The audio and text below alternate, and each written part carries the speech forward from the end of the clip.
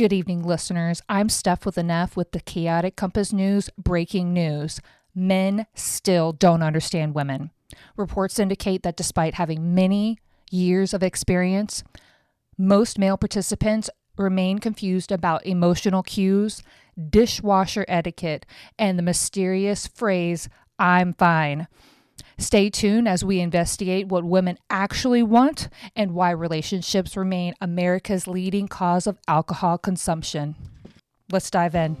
Welcome to the Chaotic Compass Podcast, the show where motherhood is wild, midlife is weird, and the drinks are never far away. Hey, I'm Stephanie, your host, chaos coordinator, and fellow human, just trying to kind of keep it together-ish. But this podcast is your space for unfiltered real talk, a little humor, and a lot of honesty, and maybe a little meltdown or two. So grab your drink, take a breath, and let's navigate this mess together. All right, so welcome back to Chaotic Compass Podcast, where the compass is always spinning and my drink is always cold, and yours should be too. Did you grab your drink? So you should have. Let's buckle up, right? I know, I'm really dramatic. It's fine. This is the first episode in a series. I'm going to make it at least 3, okay? But there could be a fuck ton. But the series is called Scary Things I've Learned in 2025, all right? I know it's only October and we're not doing a year recap, but let's be real. I am, okay? And it's spooky season. So starting with the scariest of them all, love, communication, and trying to not throat punch your partner before 8 a.m., which seems to be more prevalent lately in our household. So, why are relationships terrifying, and what do women?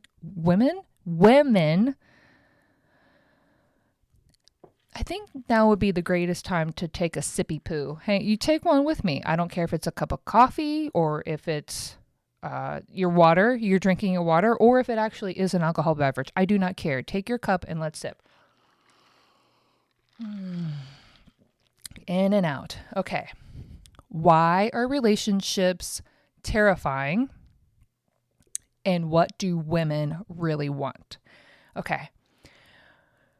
Number 1, it's not the big stuff. I know that Hallmark and the Lifetime movies have romanticized romanticism very much. They have captivated. I'm going to get it together. All right. They have sucked in so many people along the way and telling you that this is how relationships are supposed to be, when relationships are not like that. For us, for my husband and I, it used to be like flowers and notes. Now it's when he handles something so I don't have to add it to the never ending list in my head. Like that should be a love language. There's like 5 love languages and that should be mine. Taking like the mental load off that, like, that's hot. Okay. And then being consistent with that. I don't need lovey-dovey. I'm not a touchy-feely kind of person. And by the way, that's a love language. Look it up. There's 5. But it's the consistency in taking that mental load off of me. I really do find it sexy. And like when you say you'll call and then you actually call or text, or the other one, when you see the dish mountain and you just like attack it without asking. Oh gosh. Okay. Can anybody relate? Whew. Or when you text first for once. He's gotten really good about that lately. These are the things that keep us from turning into like a true crime statistic. So it's, sometimes the inner rage is really deep with me. It's fine. We're not going to talk about that. That's another episode. So when men think that we want fireworks, not really. No, we want the follow through. If you can't plan a trip to Italy, Europe in general, if you can't do that, okay, we can settle for at least you planning a dinner so it doesn't involve, hey, what do you want to eat? Because if I have to plan dinner one more time, I'm gonna fucking lose it. Like, I hate planning dinners. I hate it. I hate the word, what's for dinner? The word, the sentence, the sentiment, the question. I hate that question, what's for dinner? Either from my husband or my hella thousands of kids, or even the people in my office asking me what I'm making. I ain't making shit for dinner, James, okay? I'm not making shit, okay? You know what I am making? I am making a stiff drink when I get home, okay? Because I have to deal with this shit on a daily basis. Shout out to James. Love him. I don't even know if he knows what a podcast is. So anyway, it's not the huge things. It's the little things. And it's the little things that get me the most as far as irking, okay? Like when my husband got in the habit of dropping the ball with the big info about, what's going on this week. And he's like, oh, didn't I tell you what we were doing tomorrow? And it's like, sir, no, you fucking absolutely did not tell me what was going on, because I would remember, because my life is fucking color coded down to each individual having their own fucking color, and there is nothing on this date. So I think sometimes he believes that communication is like osmosis. If he thinks it long enough, then I'm just supposed to know. Spoiler alert, I don't. Okay, so women remember action, not promises. So the bottom line here is that consistency is greater than the confetti, okay? We don't need the party. We just need you to consistently show up. We just want to know that you are reliable with the things that you do. Okay, that's number one. Whew, I know, that was a big one. We started off, okay, I got to get adjusted in my seat. Whew, number two, communication isn't talking, okay?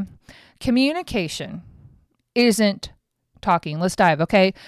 Gentlemen, my 3 dudes, okay, that listen to this podcast, let's clarify something. When we women, when we vent, we don't need a PowerPoint presentation of all of the solutions, okay? Put the computer away, put the notepad away. Please stop. We just need you to listen. Oh, I know. Okay. Hey, I want to repeat that.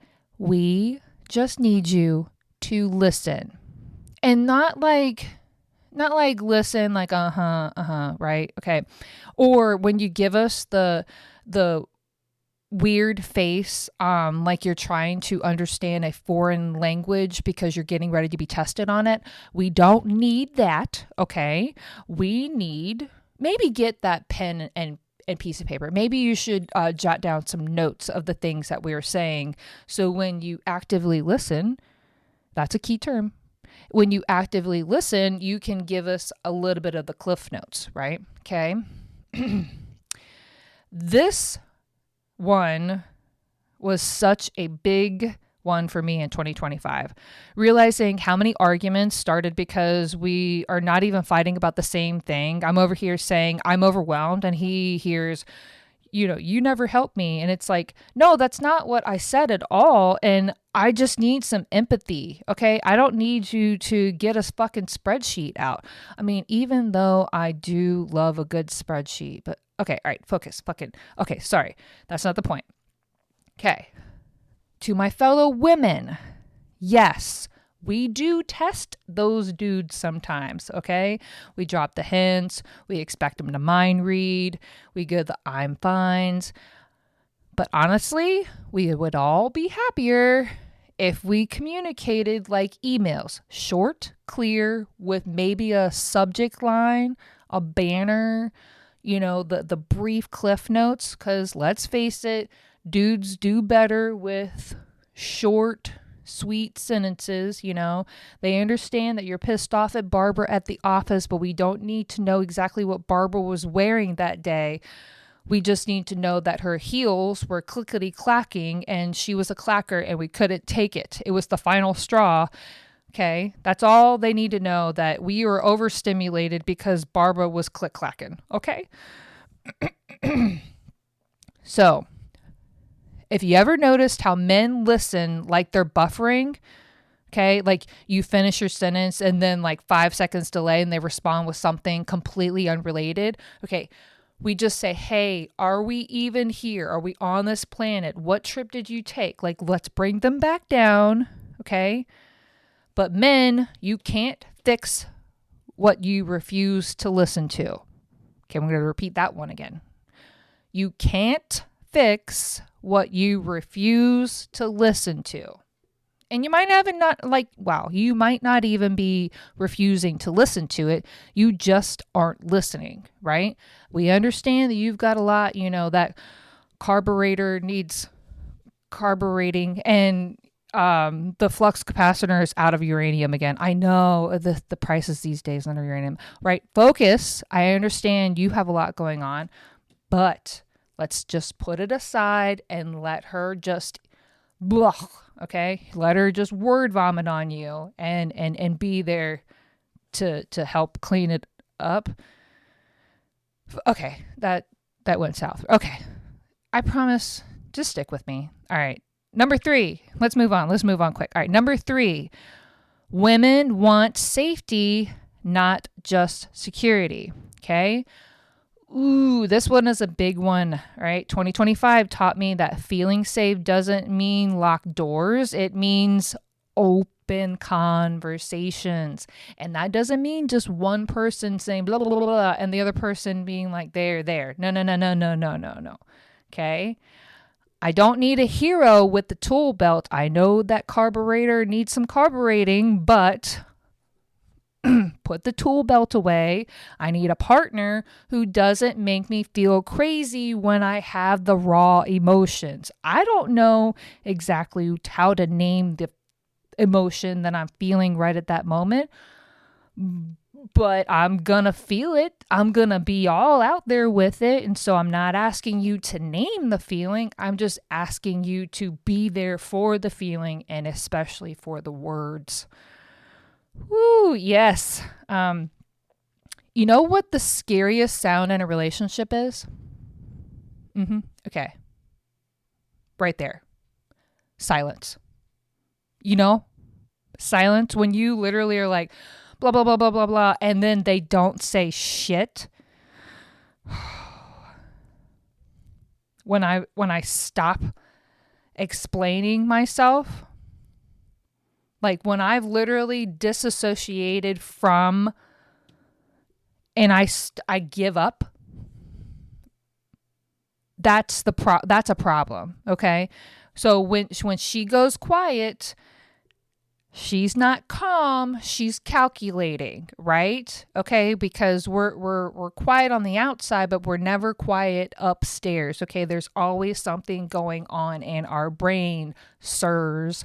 You need to understand that the amount of, hey, do we have enough toothbrush? I think we were out of conditioner. I need to put that on the list. And oh yeah, I got to get my oil changed. And he said he was going to do it the other day, but he was more focused on the carbureting and I know I don't even know how to fix a carburetor. Anyways, hey, I know what a carburetor is. Let's give me 2 props for that, guys. Okay, so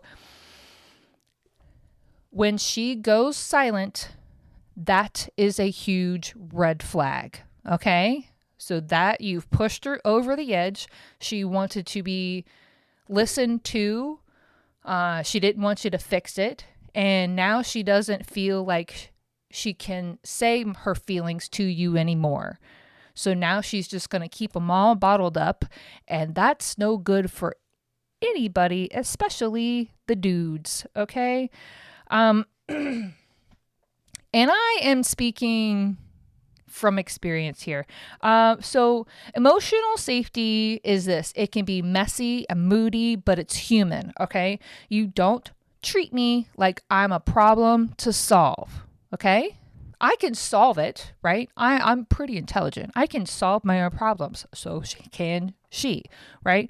But we just need to get it all out, right? We need to dump everything out that's been all on top of us and then talk it out. And then we'll probably solve it all by ourselves, but we can't make sense of anything because we can't get a moment to fucking sort through anything, because once we try to do something and then 10 more things pile on, and it's just, we just need to unleash all of the crap so we can, it's literally word vomiting, sort through it, pick apart what's good, what's not good, and then pick a path, right? And then we'll clean it up. You know, I mean, if you want to help clean it up, that's cool, but you don't have to. We just need somebody to be there, okay? And actually hear it. And to validate. And I that word, right? Validating feelings is not just repeating back the same feelings. Or, I totally understand. That's a blanket statement, sir. Stop saying that shit. Okay? You need to be more in depth with your responses. When you consistently do blanket responses, she knows you're not actively listening. We're intelligent. We know. Okay? And we especially know you if we've been together with you for quite some time. Okay? Okay. So, recapping that, if she's gone quiet, it's not peace. Okay? It's detachment, and that is a red flag. So, buckle up for that one. Okay. Woo. Was that a lot? Was that everything? I don't know. There's probably way more that I could dive into with that one. Relationships are terrifying because if you really love someone, you have to be seen, and that is truly scary because it's like true vulnerability. You have to be 100% vulnerable with somebody. And who likes to do that anymore? You know, everything that's on social media, even the news, everything is just like candy coated or fake or glammed up. And it's like, that's being vulnerable and being authentically yourself is very scary. The scariest thing I've learned this year is that we all crave the same thing, to be chosen on the hard days. And that is not romantic. It's fucking real. So, recap. We got number 1. It's not the big stuff, all right? It's the little things. Number 2, communication isn't talking. It's actively listening. And number 3, women want safety and not just security. We understand that you are big and bad and you would beat somebody the fuck up if they broke into your home, but we need to feel safe with our words. So, but yeah, like side note, like nobody has it 100% figured out, right? So it's okay to not know the answers to everything, but it's not okay to just accept it is what it is. I can't tell you how many times I say that word or that sentence. It's, if something is bothering you, or if you know that something is bothering your significant other and you don't do anything about it, that's on you. And so that can probably be the scariest portion of a relationship, when you know that there's a problem and you're not doing anything, because it's not going to lead anywhere good for sure. So another scary thing, I know I'm going to go off on a tangent here. I don't think it's losing that somebody, but trying to stay connected in that relationship while only one of you is still growing. And now it's okay, right? but it's not okay to not say anything, right? To like, hey, look, I feel like you're growing into a different human, and I feel like I'm either getting left behind, or I feel like you're becoming somebody that I don't want, having the words. Hey, guess what? My love language is words. Words of affirmation. Words. I like to talk, hence why I have this podcast. I like to yep. So yeah, this year I have learned a lot. Love evolves, communication's messy. None of us have it figured out, right? But I think, all right, to my loyal dude listeners, to all three of you, congratulations. Thank you for sticking around to the end. You have just unlocked a new level of self-awareness. Congratulations. Way to go. To my ladies, all right, go ahead, pour yourself a drink. And send this episode to your partner who you think absolutely needs to hear this. Yeah, so I'll be back again next week. I'm going to tackle the second scary truth that I have learned this year, the art of doing nothing badly. Spoiler alert, I failed that art class. But until then, may your coffee be strong, or your drink, your whatever. Tonight I'm drinking a true F-It. That's EFF, it. It is a watermelon, Red Bull, and vodka. It is a staple that I have kind of gotten sucked into this year. So until next week, stay chaotic, stay kind, if maybe, and just listen a little better. As always, have a great night, guys. All right, that'll do it for this week's episode of Chaotic Compass Podcast. I appreciate you tuning in and being a part of my chaotic life. If this episode hit a nerve or just made you feel a little less alone, go ahead and tell a friend, or maybe even leave a review. Till next time, stay real, stay chaotic, and of course, keep a drink close. This is Steph with an F, signing off.